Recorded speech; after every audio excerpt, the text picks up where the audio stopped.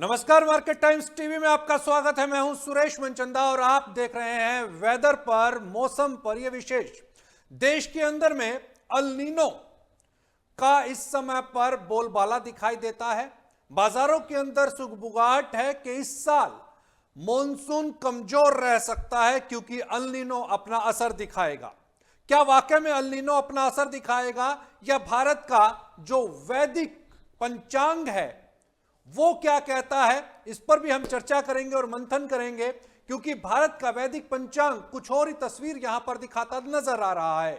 क्या देश के अंदर में नव संवत्सर 2083 के मुताबिक साल 2026 का जो मॉनसून रहने वाला है वो बेहतरीन रहने वाला है, इस पर हम चर्चा करेंगे। और इस चर्चा के अंदर में हमारे साथ दो खास शख्सियत इस समय पर मौजूद हैं। हमारे साथ आचार्य शैलेश इस समय पर मौजूद हैं। आचार्य जी, स्वागत है आपका मार्केट टाइम्स टीवी पर। और साथ ही गुरु मां रितु जी हमारे साथ में इस समय पर मौजूद हैं। गुरु मां, आपका भी स्वागत है यहां पर।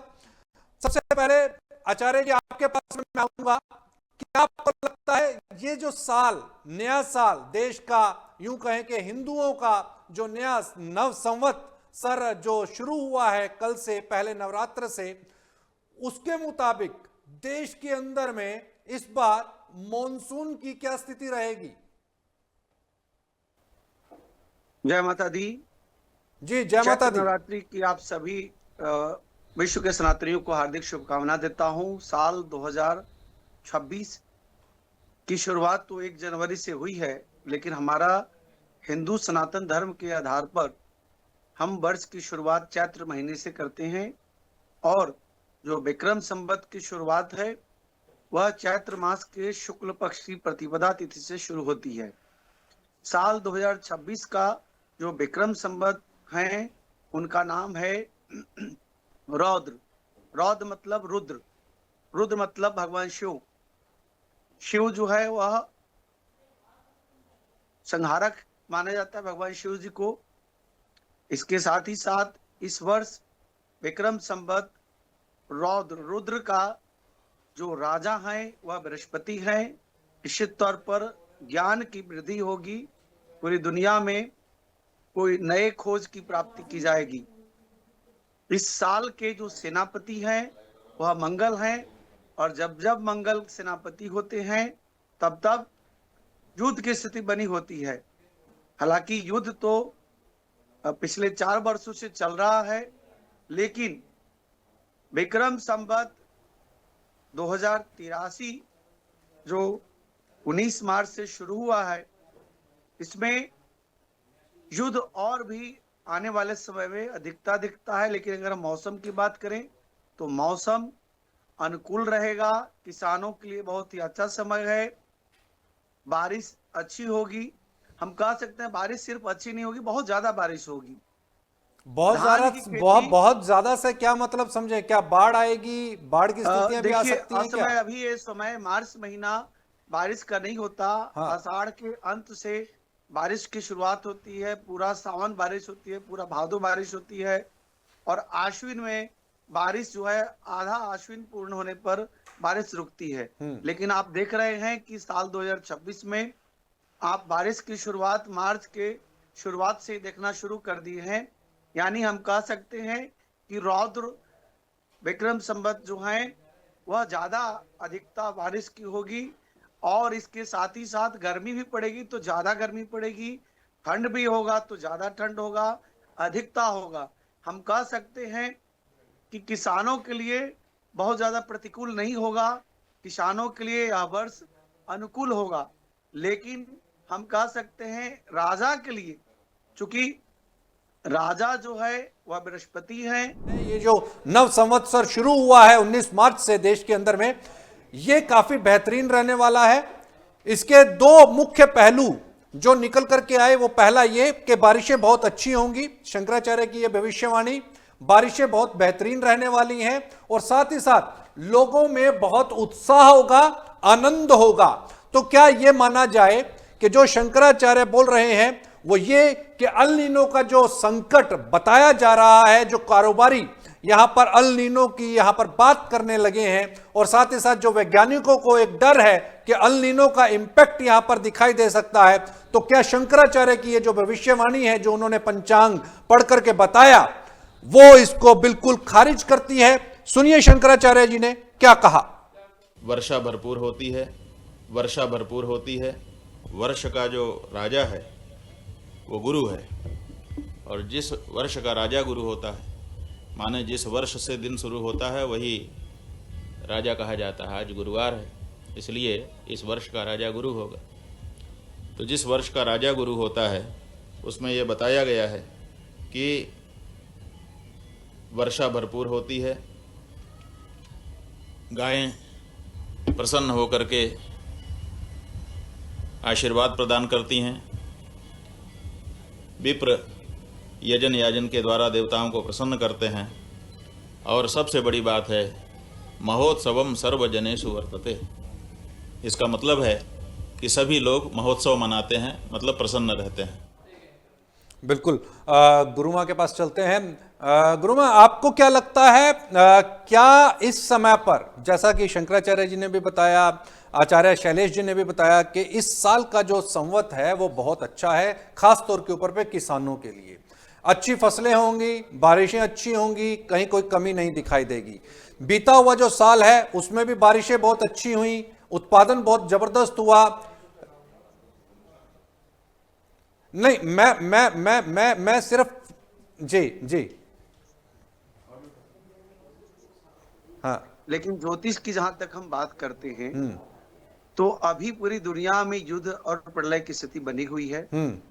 साल 2026 का जो सेनापति है वह मंगल है।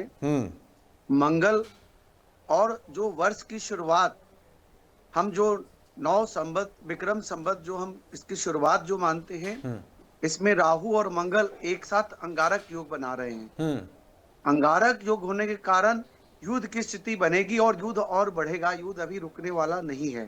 तो आप ये कह रहे हैं, आप ये कह रहे हैं कि जो ईरान और अमेरिका के बीच में जो युद्ध चल रहा है ये लंबा चलने वाला है, ये अभी शांत। जल, हम वर्षा की बात करते हैं तो वर्षा हम चंद्रमा से देखते हैं, हम वर्षा को बृहस्पति से नहीं देखते। अच्छा। हम चूंकि चंद्रमा जल प्रधान है, हाँ। और ग्रहों के कारक, जल के कारक चंद्रमा है। ओके। तो चंद्रमा की क्या स्थिति है उसके आधार पर हम बता सकते हैं कि क्या रहेगा।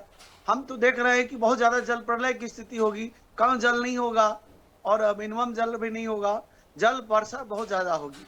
लेकिन हम ठीक उसी प्रकार कह रहे हैं कि कहीं आगजनी बढ़ेगी, और वर्ष की शुरुआत से ही देख लीजिए, पिछले 10 दिनों से देखिए पूरे देश में आगजनी की स्थिति बनी हुई है। और पूरे चूंकि अंगारक योग चल रहा है, अंगारक योग में मंगल और राहु जब एक साथ आते हैं तो आग की स्थिति उत्पन्न होती है। तो पूरी दुनिया में या अग्नि से हाहाकार होगा, बहुत सारे देशों में आगजनी होगी, और कहीं धर्म को लेकर आगजनी होगी, कहीं सत्ता शासन के खिलाफ आगजनी होगी, कहीं फैक्ट्रियों में आगजनी होगी, कहीं कहीं प्राकृतिक रूप से आगजनी होगी। भारत में इसका क्या असर पड़ेगा? भारत में इसका क्या असर पड़ेगा जी?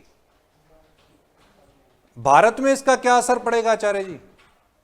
देखिए, भारत में असर तो है, मिला जुला असर नहीं, बड़ा असर है। आपने देखा कि कैसे गैस की समस्या हो रही है, आने वाले समय हीलियम की भी समस्या होगी। हीलियम की समस्या के कारण मिल्क, जहां पर जो दूध के डेयरी है वहां समस्या पैदा होगी, तो पूरे देश में दूध की समस्या हो जाएगी। आने वाले समय में मोबाइल नेटवर्क की भी समस्या हो सकती है, क्योंकि जो युद्ध, प्रलयंकारी युद्ध चल रहा है उसमें जो हार्मुज पर अगर विजय अमेरिका नहीं पाता है, तो हार्मुज में कहीं ना कहीं जो पूरे एशिया के मोबाइल का कनेक्शन, जो इंटरनेट है, उसको बर्बाद करने की स्थिति में ईरान है। ईरान अगर बर्बाद कर दिया तो पूरा एशिया जो है वह इंटरनेट के द्वारा परेशान हो जाएगा, सारा आवागमन ठप हो जाएगा। हम कह सकते हैं जिस तरह कोरोना काल के लॉकडाउन लग गए थे, उसी तरह लॉकडाउन लग जाएंगे, शहर से लोग गांव की तरफ भागना शुरू कर देगा। यह स्थिति हमें दिख रहा है,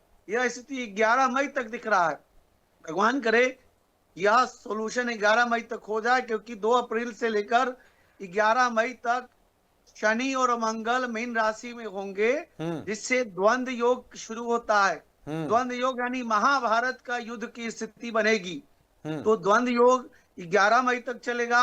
मेरे कैलकुलेशन से 11 मई तक युद्ध का कोई ना कोई सोल्यूशन निकलेगा। या तो युद्ध प्रलयंकारी वो 2 अप्रैल से 11 मई के बीच हो जाएगा, या 11 मई आने तक यह युद्ध पूरी तरह से बंद हो जाएगा, समाप्त हो जाएगा। यह मेरा भविष्यवाणी जी। है। लेकिन जी। अगर हम गोल्ड की भविष्यवाणी करें व्यापार में, हाँ। तो हम गोल्ड को 2.5 लाख से ज्यादा साल 2026 के अंत तक 2.5 लाख से ज्यादा देखते हैं। अच्छा। वही सिल्वर को 6 लाख से 8 लाख के बीच देखते हैं। गोल्ड और सिल्वर बढ़ेंगे, क्रिप्टो करेंसी बढ़ेगा। 2026 में चांदी आप 6 लाख रुपए देख रहे हैं? 6 लाख से 8 लाख के बीच में देख रहा हूं चांदी को। 2026 में ही 2026 के अंत तक 6 लाख से 8 लाख तक मैं देख रहा हूं। आचार्य आप जी, इसे अभी नोट कर अभी लीजिए। 2,20,000 है चांदी, 2,20,000 है, यानी आप ये कह रहे हैं कि 3 गुना हो जाएगी इसी साल। देखिए अभी डाउन आएगा, 1,75 तक भी जा सकता है, 1,75,000 तक जा सकता है। अच्छा। ये बाउंस बैक होगा। हाँ। तो 3 गुना 4 गुना बढ़ेगा, यानी 6 लाख 7 लाख तक जाएगा। हाँ। गोल्ड अभी 1,52 1,50 है, या हो सकता है 1,35 तक आ जाए, 1,40 तक आ जाए। फिर बाउंस बैक होगा तो 2 लाख टच करेगा गोल्ड। फिर बाउंस बैक आएगा, नीचे आएगा 1,80 तक आएगा।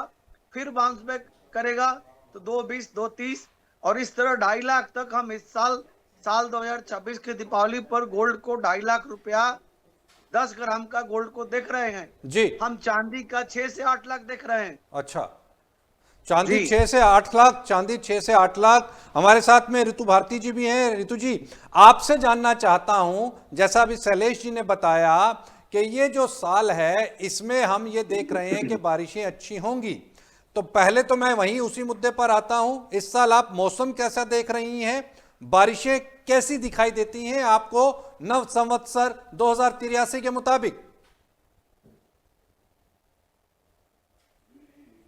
ऋतु जी मेरी। हाँ। हाँ जी, ओके जी। हाँ, नमस्कार जी। सबसे पहले तो हार्दिक शुभकामनाएं जी। नए वर्ष की, नए संवत्सर की आप सबको।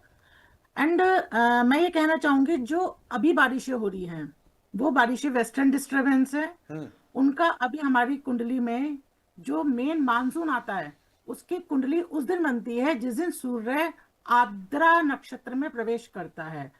और इस बार सूर्य 22 जून 2026 को आर्द्रा नक्षत्र में प्रवेश करेगा।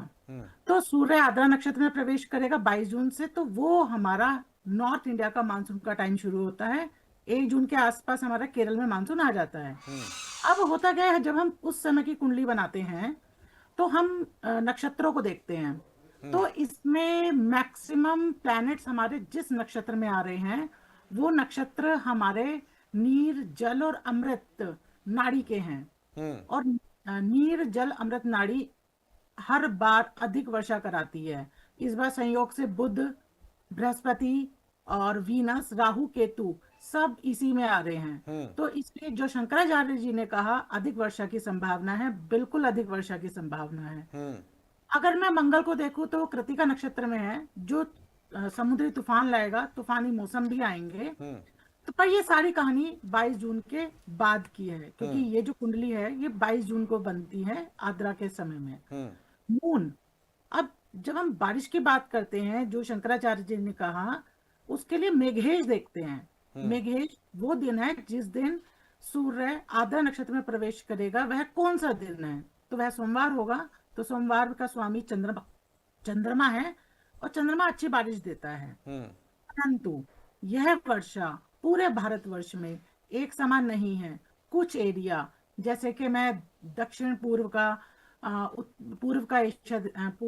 एरिया देख रही हूँ, उड़ीसा, बंगाल, आंध्र प्रदेश, पूर्वी तट, यहाँ पे तूफान, बारिश काफी ज्यादा दिखाई दे रही है इस एरिया में। तो और जो वेस्टर्न वाला पार्ट नॉर्दर्न पार्ट देख रही हूँ, उसमें इतनी वर्षा मुझे नहीं दिख रही है। कुछ जगह ऐसी हैं पूरब की जहां वर्षा की संभावना तो काफी ज्यादा है, लेकिन वहां बादल बनेंगे।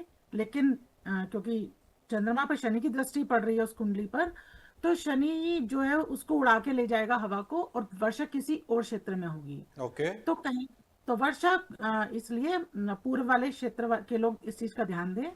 खरीफ की फसल के लिए यह वर्षा बहुत ही उत्तम है। खरीफ की फसल अच्छी होगी। और किसान खरीफ की फसल के लिए बिल्कुल उत्साहित रहें और अच्छे से कर सकते हैं इसको। अच्छा, कौन सी फसलों को ज्यादा फायदा मिल सकता है? जैसे अभी आपने हाँ कहा जी, कि खरीफ चावल की फसलों को चावल ज्यादा। है, जी। मक्का है, कपास है, इन सब फसलों को बहुत अच्छा फायदा मिलेगा। चावल की फसल बहुत अच्छी होने वाली है इस बार। ओके। तो जो भी खरीफ की फसलें हैं उनको खरीफ की, क्योंकि हमारा कृषि प्रधान देश है, हमारी मैक्सिमम पॉपुलेशन कृषि पर आधारित है। हम्म।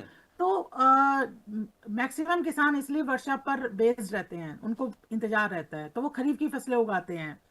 तो जो उड़ीसा के लोग हैं, बंगाल बिहार के लोग हैं, वो लोग इस प्रकार की फसलें आराम से उगाएं, निश्चिंत होकर। लेकिन किसी किसी जगह पर अधिक वर्षा के संकेत भी हैं, कहाँ जहाँ पर? पे अधिक वर्षा से बाढ़ भी आ सकती है।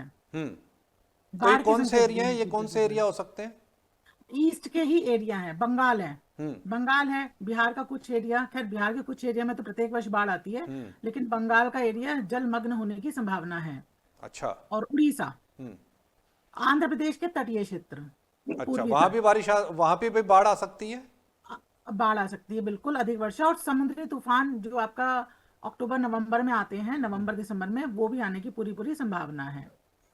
अच्छा, तो यानी तो आप ये कह रही हैं कि जैसे चावल का आपने नाम लिया कि चावल, कपास, इनके मक्का, किसानों को ज्यादा फायदा मिलेगा, इनका उत्पादन बढ़ेगा और बारिश से इन फसलों को फायदा होगा। बिल्कुल खरीफ की फसलों को बिल्कुल फायदा होगा। आचार्य जी, चावल, चूंकि चावल की अगर मैं बात करता हूं तो चावल इंडस्ट्री जो है पहले ही पिछले 3 साल से बहुत बुरा उनका हाल है। एक्सपोर्ट बैन हो गया था, उसकी वजह से चावल के अंदर में गिरावट आई। पिछले साल रिकॉर्ड उत्पादन हुआ है चावल का, 1500 लाख मीट्रिक टन, पहले नंबर पर आ गया है भारत उस चावल के जी उत्पादन के अंदर में, और चाइना को पीछे कर दिया है। और इस साल भी अगर चावल का उत्पादन बढ़ता है तो क्या ये मान करके चला जाए कि चावल के किसानों को तो फायदा होगा लेकिन कारोबारियों को बहुत ज्यादा फायदा नहीं होगा, वो बहुत नुकसान के अंदर है अभी? बिल्कुल, चावल का उत्पादन साल 2026 में बहुत ज्यादा बढ़ेगा। हम्म। हम कह सकते हैं गेहूं, मक्का, जो जल्द से जल्दी परेशान होने वाले जो भी हमारे अनाज हैं, हम्म। चना हो गया, अरहर हो गया, हम्म। उसकी खेती कम होगी। लेकिन हम कह सकते हैं कि फलों की खेती, जैसे ऑरेंज हो गया, जैसे मसाला की खेती हम कर सकते हैं, चावल, धान की खेती हम कर सकते हैं, धान की खेती अच्छी रहेगी। और फसल जो है वह कहीं ना कहीं आप कह सकते हैं कि मध्य प्रदेश में, उत्तर प्रदेश में, छत्तीसगढ़ में फसल बहुत अच्छी रहेगी। बिहार में, झारखंड में हम कह सकते हैं कि जो आपको दक्षिण भारत है वह कहीं ना कहीं परेशान की स्थिति में रहेगा और कोस्टल एरिया भी परेशानी की स्थिति में रहेगी। लेकिन जो मैदानी इलाका है वह निश्चित तौर पर लाभ के कारण बनेगा। लाभ के कारण बनेगा। जी। रितु जी, मैं आपसे जानना चाहूंगा, अगर मैं भारत के दृष्टिकोण से देखूं तो जैसा कि अभी आचार्य शैलेश जी भी बता रहे थे कि युद्ध की स्थितियां हैं और युद्ध अभी और भड़क सकता है। अप्रैल से 11 मई तक का जो समय है, जो टाइम टेन्योर है, ये काफी खतरनाक हो सकता है।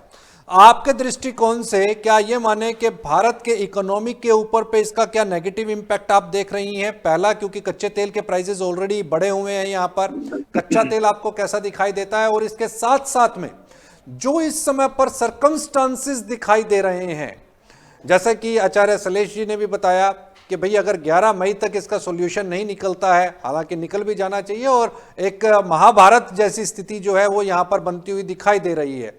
अगर इस पूरे घटनाक्रम को देखते हैं तो क्या आपको लगता है कि कमोडिटीज के प्राइसेस आसमान छुएंगे और एक नेगेटिव इंपैक्ट जो है वो भारत की बैलेंस शीट के ऊपर पे आ सकता है? देखिए जी, जब से वैश्वीकरण हुआ है तो युद्ध कहीं भी हो रहा हो, इम्पैक्ट तो कंट्री पर पड़ता ही है। हाँ। तो इम्पैक्ट तो पड़ेगा ही। सर ने अभी अंगारक दोष के बारे में बताया, बिल्कुल अंगारक दोष हानि देता है, हाँ। चीजों को जलाता है, हाँ। और अग्नि स्वरूप चीजें होती हैं।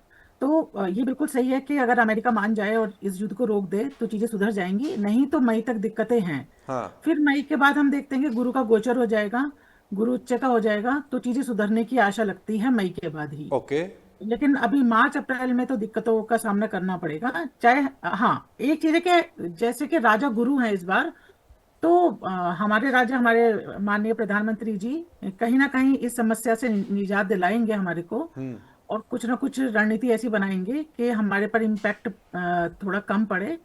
तो जब से ये कल से शुरू हुआ है, तो राजा गुरु कुछ ना कुछ तो हमारे लिए करेंगे जी। भारत हालांकि के लिए। हालांकि शंकराचार्य जी ने भी ये कहा और शैलेश जी भी बता रहे थे कि इस बार रौद्र संवत है, ये रौद्र यानी कि यहाँ पर क्या हम ये मान करके चलें, क्योंकि शिव का ही अगर रौद्र रूप देखा जाए तो वो तांडव लेकर के आता है, या थोड़ा सा क्रूर जो चित्र है वो सामने निकल करके आता है, क्रोध के अंदर में चित्र निकल करके सामने आता है। तो क्या राजा के ऊपर भी ऐसा कोई प्रभाव आ सकता है क्या, रितु जी? हाँ जी, हाँ जी सर, बिल्कुल। मतलब कि राजा गुरु है, गुरु बड़े सोच समझ के रणनीति बनाते हैं। हाँ। तो वो सारा सोच समझ के बनाएंगे, और मंत्री हमारे मंगल हैं, तो कहीं सेनापति हमारे स्ट्रांग होंगे और कुछ ऐसा कार्य होगा कि जिसकी वजह से हमारा बचाव होगा। लेकिन कहीं ना कहीं इकोनॉमिक कंडीशन पे इम्पैक्ट पड़ रहा है, और वो पड़ेगा अभी मई तक। और जब तक ये अंगारक दोष नहीं हट जाता, तब तक स्थिति भयानक है भारत के लिए भी। आचार्य शैलेश जी, क्या अब ये माना जाए कि जो साइंटिस्ट मान रहे थे कि अल नीनो इस साल प्रभावी हो सकता है, एक अनुमान था अल नीनो को लेकर के, बाजारों के अंदर काफी र्यूमर्स थी कि अल नीनो का इंपैक्ट आएगा, उससे मॉनसून कमजोर रहेगा, बारिशें कम होंगी और फसलों के उत्पादन के ऊपर पे एक नकारात्मक प्रभाव पड़ेगा। तो क्या ये माना जाए ये पंचांग जो है, ये जो नव संवत्सर 2083 है, ये उन वैज्ञानिकों की जो धारणा है या कारोबारी जो मान रहे थे उसको बिल्कुल दरकिनार करता है, माना जाए ये? देखिए, हमारा जो सनातन पद्धति की विद्याएं हैं वह साइंस से परे हैं, इसे हम पारा साइंस बोलते हैं। बिल्कुल। और जहाँ साइंस की पूर्णता होती है वहां से पारा साइंस की शुरुआत होती है। हम कह सकते हैं कि साल 2026 में शुरुआत से ही जो आप देख रहे हैं पूरी दुनिया में हलचलें हैं, मारकाट की शुरुआत हो गई है। और आपने देखा कि 28 फरवरी को ईरान का जो सबसे बड़ा नेता खमैनी, अयतुल्ला खमैनी थे, उनको जो है अमेरिका के द्वारा मारा गया। हाँ।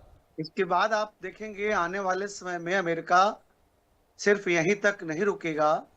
अमेरिका जो है वह आने वाले समय पर सूडान पर भी हमला करेगा, जहां जहां तेल है, नाइजीरिया पर भी हमला करेगा, और इसके अलावा क्यूबा पर और भी अलग अलग 4-5 देशों पर अमेरिका जो है वो वार करेगा। और तेल को अपने हथियाने के लिए वह कहीं ना कहीं चाल खेलेगा। और चाइना भी रुकने वाला नहीं है, वह ताइवान के ऊपर परेशानी पैदा करेगा और नॉर्थ कोरिया, साउथ कोरिया पर करेगा। यह जो दिख रहा है हमें कहीं ना कहीं 2022 से जो दिख रहा है रूस और यूक्रेन का, और इसके बाद आपने देखा ही कैसे इजराइल का और फिलिस्तीन का, यह अपने आप में वर्ल्ड वार यही है। वर्ल्ड वार तो चल रहा है, लेकिन मुझे दिखता है कि साल 2026 के 11 मई तक अगर यह नहीं रुकता है तो यह भयावह स्थिति वर्ल्ड वार की तरफ ले जाएगा। लेकिन इसके बावजूद भी हम यह कह सकते हैं कि भारत आर्थिक रूप से परेशानी में रहेगा, लेकिन इस लड़ाई से अछूता रहेगा। खुद जो है परमाणु और मिसाइल इन सब से वार न करेगा, न इसके ऊपर करेगा। इसलिए भारत आने वाले समय में निश्चित तौर पर विश्वगुरु के रूप में खड़ा होते हुए मुझे दिखता है।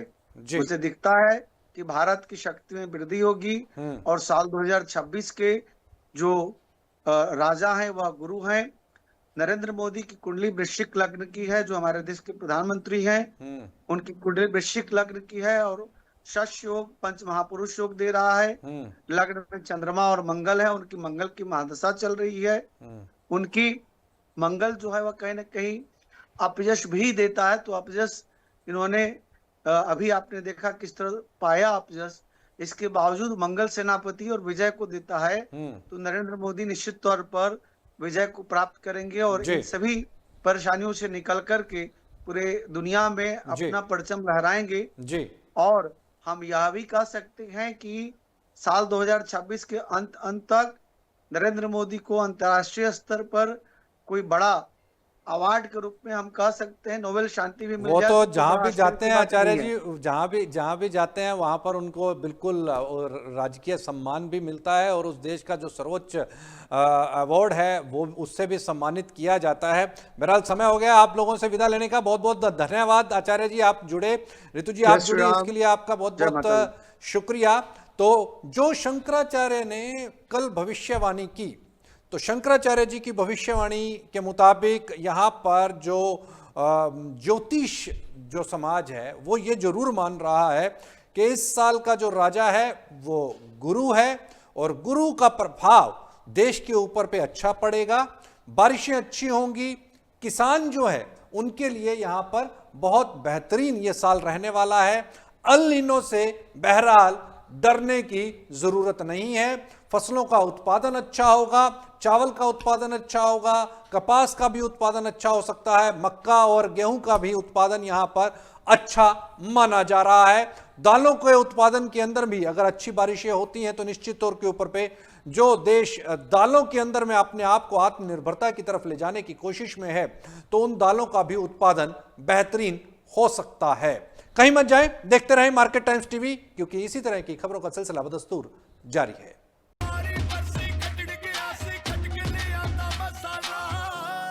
केड़ा मसाला ओए, छोलिए दा या लोबिए दा, पंजाबी छोले दा या पिंडी चने दा।